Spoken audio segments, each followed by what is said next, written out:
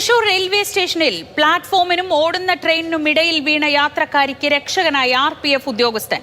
ട്രെയിനിൽ ഓടിക്കയറുന്നതിനിടെ യാത്രക്കാരി കാൽ വഴുതി വീഴുകയായിരുന്നു. സംഭവത്തിന്റെ CCTV ദൃശ്യങ്ങൾ മാതൃഭൂമി ന്യൂസിന്.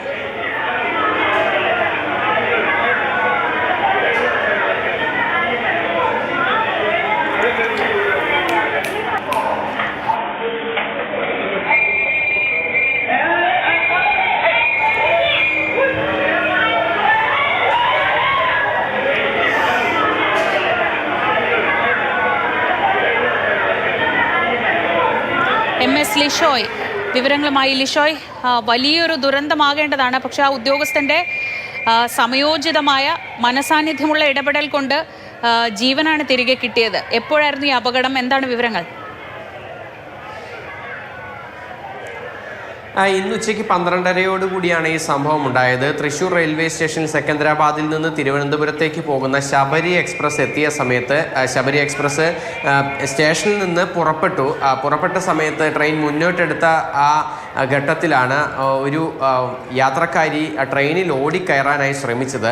ആ കയറാനായി ശ്രമിച്ചതിനിടയിൽ നേരെ അവർക്ക് കാൽ വഴുതി നേരെ ഈ പ്ലാറ്റ്ഫോമിനും അതുപോലെ തന്നെ ഈ ട്രെയിനിൻ്റെ കമ്പാർട്ട്മെൻറ്റിനും ഇടയിലേക്ക് വീഴുകയായിരുന്നു. ഉടനടി തന്നെ അവിടെ പ്ലാറ്റ്ഫോം ഡ്യൂട്ടിയിൽ ഉണ്ടായിരുന്ന RPF ഉദ്യോഗസ്ഥനായ KV സന്തോഷ് ചാടി വീഴുകയാണ് ചെയ്തത്. ഉടനടി തന്നെ അവരെ ആ ട്രാക്കിനും ഈ ട്രെയിനിനും ഇടയിലുള്ള ആ ഭാഗത്തു നിന്നും നേരെ വലിച്ച് പ്ലാറ്റ്ഫോമിന് മുകളിലേക്ക് കയറ്റിയതിനാലാണ് വലിയ ഒരു ദുരന്തം ഒഴിവായത്.